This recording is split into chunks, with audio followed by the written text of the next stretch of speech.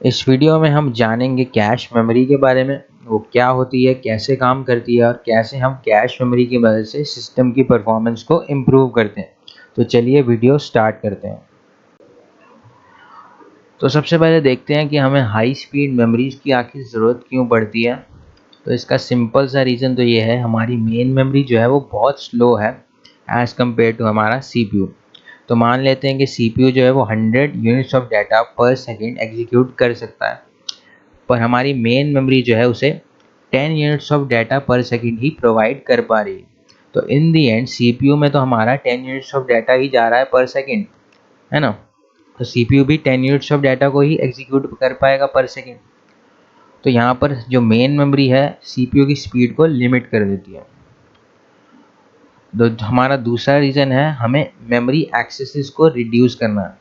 अब एक इंस्ट्रक्शन को एग्जीक्यूट करने के लिए सीपीयू को 2 से 7 बार मेमोरी से कुछ डाटा फेच करना पड़ता है। तो इसे हम कहते हैं मेमोरी एक्सेसेस। तो हमें इसको रिड्यूस करना है, इसके लिए हमें एक हाई स्पीड मेमोरी की ज़रूरत पड़ेगी। अब हम बात करते हैं मेमोरी बॉटलनेक के बारे में। तो जैसा मैंने आपको प्रीवियस स्लाइड में बताया था कि जो सीपीयू की स्पीड है वो मेमोरी लिमिट कर देती है। ये वही सेम बात है जैसे जो गाड़ियों की स्पीड है वो एक नैरोस्ट पोर्शन जो रोड का होता है वो लिमिट कर देती है। तो यही है हमारा मेमोरी बॉटलनेक। यहाँ पर जो गाड़ियाँ हैं ये रिप्रेजेंट करती हैं हमारे डाटा को, और यहाँ पर जो एक पतली सड़क आ जाती है ये आपकी रिप्रेजेंट करती है मेमोरी को। तो यहाँ से डाटा जो है हमारा पास नहीं हो पाता जितना पास होना चाहिए। तो इसके कुछ सॉल्यूशंस हैं, या तो हम मेमोरी एक्सेस टाइम को रिड्यूस कर दें, पर इसके लिए हमें एक्सपेंसिव टेक्नोलॉजी की मेन मेमोरी का यूज़ करना पड़ेगा। सेकंड ऑप्शन है कि हम एक सिंगल मेमोरी एक्सेस साइकिल में एक से ज़्यादा वर्ड्स को सीपीयू में फेच करें। या तीसरा ऑप्शन ये है कि हम कैश मेमोरी का यूज़ करें। आजकल तो हर सिस्टम में कैश मेमोरी होती ही है, तो इसके बारे में हम आगे डिस्कस करेंगे। तो आगे हम देखते हैं कि कैश मेमोरी आखिर होती क्या है। कैश मेमोरी जो है एक एक्सट्रीमली फास्ट मेमोरी है जो कि सीपीयू और मेन मेमोरी के बीच में लोकेटेड होती है। इसका जो एक्सेस टाइम है वो बहुत ही ज़्यादा कम होता है एज़ कम्पेयर टू हमारी मेन मेमोरी। तो इसका एक्सेस टाइम जो है वो प्रोसेसिंग स्पीड ऑफ सीपीयू के क्लोज होता है। इससे क्या होता है, जैसे ही सीपीयू को कोई डाटा चाहिए वो उसे इमीडिएटली एक्सेस कर पाता है। अगर सीपीयू को डाटा 10 यूनिट्स पर सेकेंड की स्पीड से चाहिए तो कैश मेमोरी उसको 9 यूनिट्स पर सेकेंड की स्पीड से डाटा प्रोवाइड कर देती है। तो यहाँ पे डिले बहुत ही कम है। तो कैश मेमोरी कैसे काम करती है, पहले हम मेन मेमोरी से कैश मेमोरी में कुछ डाटा को कॉपी करते हैं। ये वो डाटा होता है जो सीपीयू को बहुत बारी यूज़ करना पड़े, ठीक है। तो यहाँ पे कैश मेमोरी का साइज जो है वो बहुत कम है, इसीलिए हम कुछ स्मॉल अमाउंट ऑफ डेटा को ही मेन से कैश मेमोरी में कॉपी कर सकते हैं। फिर जब भी सीपीयू को रिक्वायरमेंट होती है डेटा की, वो डायरेक्टली कैश मेमोरी को एक्सेस कर लेता है और उसे मेन मेमोरी को एक्सेस करने की ज़रूरत नहीं पड़ती। यहाँ पे क्वेश्चन आता है कि हम कौन से डेटा को मेन मेमोरी से कैश मेमोरी में कॉपी करें। तो उसके लिए हम यूज़ करते हैं एक प्रिंसिपल जिसका नाम है लोकेलिटी ऑफ रेफरेंस, ठीक है। तो यहाँ पर मान लेते हैं हमारा एक प्रोग्राम है जो कि मेन मेमोरी में स्टोर्ड है। यहाँ पे वर्ड 4 को करेंटली सीपीयू एग्जीक्यूट कर रहा है। तो हम क्या करेंगे, इसके अराउंड जितना भी डाटा है, मतलब इसके अराउंड जो भी वर्ड्स हैं उसे भी हम कॉपी कर लेंगे कैश में। तो इससे होगा क्या, अब इन फ्यूचर कौन सा ऐसा डेटा है जिसको सीपीयू को जिसकी सबसे ज़्यादा ज़रूरत पड़ सकती है। ऑब्वियसली ये वर्ड 5 है, क्योंकि जैसे हम सीक्वेंशियल एग्जीक्यूशन करते हैं प्रोग्राम्स का, तो वर्ड 5 जो है वो नेक्स्ट एग्जीक्यूट होने वाला है। तो हम क्या करेंगे, इसको भी कैश में कॉपी कर लेंगे अलॉन्ग विद जिस वर्ड 3, वर्ड 4 एंड वर्ड 5 को एक साथ हम कैश में कॉपी कर लेंगे। तो इससे होगा क्या कि जब अब नेक्स्ट जो वर्ड है सीपीयू को यहीं पर मिल गया, अब उसे मेन मेमोरी में जाने की कोई ज़रूरत नहीं पड़ेगी। तो यही है आपका लोकेलिटी ऑफ रेफरेंस। बेसिकली ये हमें बताता है कि अगर कोई करंटली सीपीयू डाटा को यूज़ कर रहा है, यहाँ पर जैसे वर्ड 4 को, उसके अराउंड जो भी डाटा है हम उसे कॉपी कर लेंगे ताकि इन फ्यूचर अगर सीपीयू को उस डाटा की ज़रूरत पड़े तो वो भी वो कैश में मिल जाए। तो कैश मेमोरी का यही फंडामेंटल आइडिया है कि हम मोस्ट फ्रीक्वेंटली एक्सेस्ड इंस्ट्रक्शंस को और डाटा को, यहाँ पे डाटा भी इम्पॉर्टेंट है, सिर्फ इंस्ट्रक्शंस को नहीं रखते हैं हम डाटा को भी रखते हैं। अब कुछ सिस्टम्स में इंस्ट्रक्शन कैश और डाटा कैश अलग होता है, यानी कि हम एक अलग अलग दो कैशेज रखते हैं, एक इंस्ट्रक्शंस के लिए और एक डाटा के लिए। तो जब भी सीपीयू को किसी डाटा की ज़रूरत होती है, सबसे पहले हम कैश मेमोरी को एग्जामिन करते हैं। अगर उससे वो डाटा नहीं मिलता तो हम मेन मेमोरी में देखते हैं। अगर मेन मेमोरी में भी उसको वो डाटा नहीं मिलता तो हम सेकेंडरी स्टोरेज को देखते हैं। कई कंप्यूटर सिस्टम्स में आजकल लेवल 1 लेवल्स में डिवाइड कर रखे हैं कैश हमने। तो लेवल 1 कैश होता है, level 2 and so on level 3। तो हम जैसे जैसे लेवल बढ़ता है वैसे वैसे जो है उसका डिस्टेंस जो है सीपीयू से वो भी बढ़ता है। लेवल 1 जो है वो सबसे स्मॉल होता है बट सबसे फास्ट होता है। इसमें हम रखते हैं सबसे ज़्यादा जो फ्रीक्वेंटली यूज इंस्ट्रक्शंस होते हैं और डाटा को हम लेवल 1 में रखते हैं, और उससे कम जो यूज़ होने वाले इंस्ट्रक्शंस हैं उसे हम लेवल 2 में रखते हैं एंड सो ऑन। तो कैश मेमोरी की परफॉर्मेंस को एनालाइज करने के लिए हम एक मेजर का यूज़ करते हैं जिसका नाम है हिट रेशो। ये रेशो हमें बताता है कि कैश कितनी एफिशिएंटली काम कर रहा है।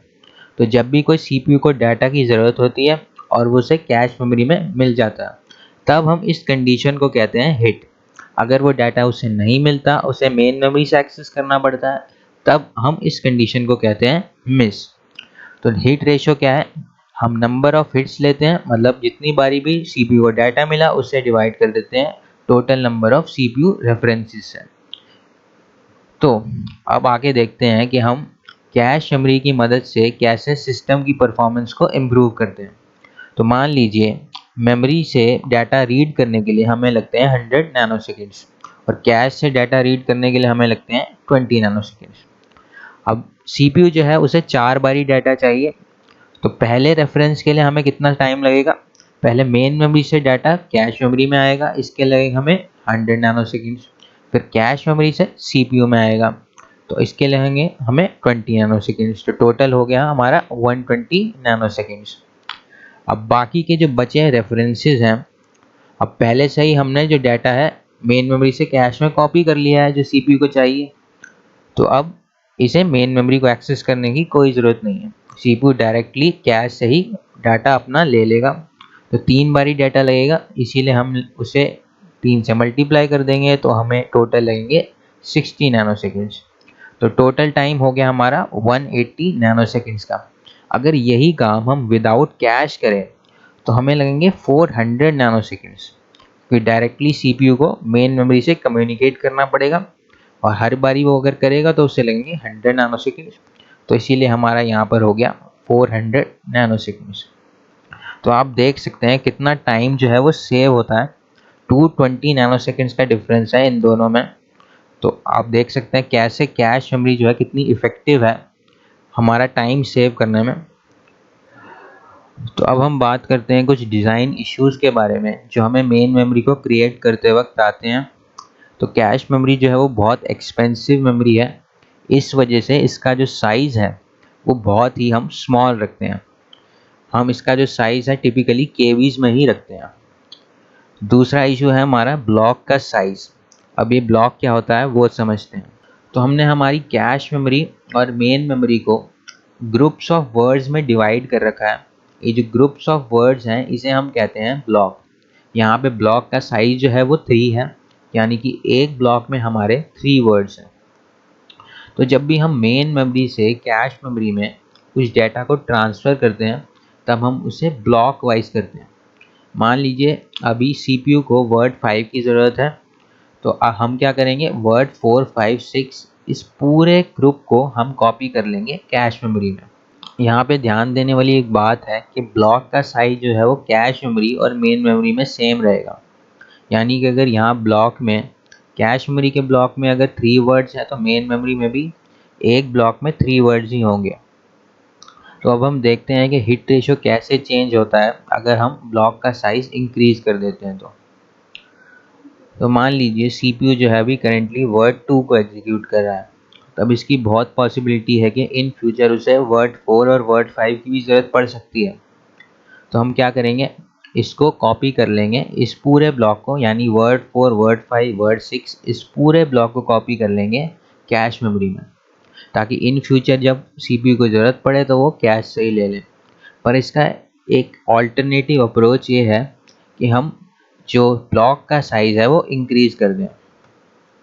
यहाँ पे ब्लॉक का साइज़ जो हमने 5 कर दिया, तो आप देख सकते हैं कि वर्ड 2 के अराउंड जितने भी वर्ड्स हैं, ठीक है, उसकी सीपीयू को ज़रूरत पड़ सकती है। तो हमने ब्लॉक का साइज़ जैसे ही इंक्रीज़ किया, वो सारे वर्ड्स जो हैं वो एक साथ ही हम कैश मेमोरी में ट्रांसफ़र कर सकते हैं। इससे हिट रेशियो जो है वो इम्प्रूव होता है, क्योंकि डाटा जो है कैश मेमोरी में सीपीयू को मिल जाएगा। वर्ड 2 के अराउंड जितने भी यूज़फुल वर्ड्स हैं, यूज़फुल वर्ड्स मतलब जो भी उसके अराउंड डाटा है उसे हम यूज़फुल वर्ड्स ही कहेंगे, क्योंकि इन फ्यूचर सीपीयू को उसकी ज़रूरत हो सकती है। तो ये useful number of useful words हमारे बढ़ गए, तो इसीलिए हिट रेशियो भी हमारा बढ़ जाएगा। अब हम ब्लॉक का साइज़ और इंक्रीज़ करके देखते हैं। यहाँ पे हमने ब्लॉक का साइज़ कर दिया है 10। मेन मेमोरी में आपका एक स्टोर्ड है प्रोग्राम, तो यहाँ पे सीपीयू इंस्ट्रक्शन 1 को सबसे पहले एग्जीक्यूट करता है। क्योंकि इंस्ट्रक्शन 1 को कर रहा है, इसीलिए ये पूरा ब्लॉक इंस्ट्रक्शन 1 से लेके 10 तक कॉपी हो जाएगा हमारी कैश मेमोरी में। फिर इंस्ट्रक्शन 2 एग्जीक्यूट होता है, यहाँ पर आ जाता है आपका एक पूरा जंप इंस्ट्रक्शन।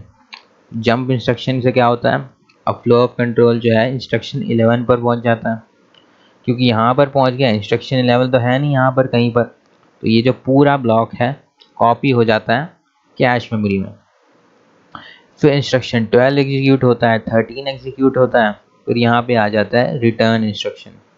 रिटर्न से फिर फ्लो ऑफ कंट्रोल पहुँच जाता है इंस्ट्रक्शन 4 पर, क्योंकि इंस्ट्रक्शन 4 फिर से नहीं है, क्योंकि ये यहाँ पर हमने यहाँ इंस्ट्रक्शन 11 से 20 तक कैश में कॉपी कर रखे हैं। यहाँ पर इंस्ट्रक्शन 4 तो अब अवेलेबल है नहीं, तो ये यहाँ पर हमें पूरा ब्लॉक इंस्ट्रक्शन 1 से लेकर 10 तक कॉपी करना पड़ता है फिर से कैश मेमोरी में। तो यहाँ पे आप देख सकते हैं कि हम डाटा तो सिर्फ इतना यूज़ कर रहे हैं इंस्ट्रक्शन 1 से लेके 4 तक और इंस्ट्रक्शन 11 से लेके यहाँ पर रिटर्न इंस्ट्रक्शन तक, पर क्योंकि हमने ब्लॉक का साइज़ इतना ज़्यादा बढ़ा रखा है, तो हमें पूरे यहाँ पर अननेसेसरी इंस्ट्रक्शंस को भी कैश मेमोरी में कॉपी करना पड़ रहा है।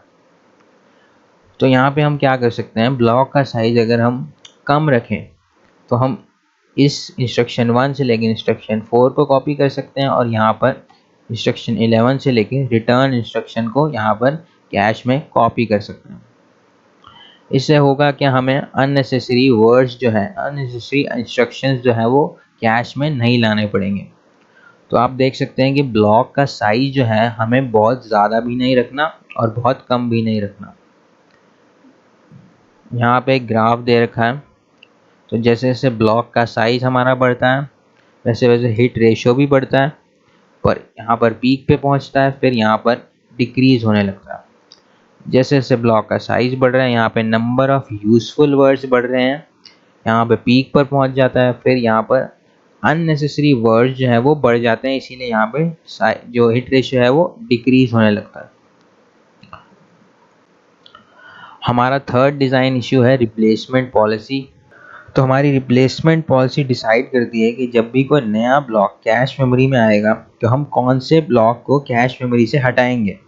अब कोई नया ब्लॉक आएगा तो यहाँ पे अगर कैश मेमोरी फुल है तो हमें कोई एक ब्लॉक को हटाना भी तो पड़ेगा, तो हम किस ब्लॉक को हटाएं ये डिसाइड करती है हमारी रिप्लेसमेंट पॉलिसी।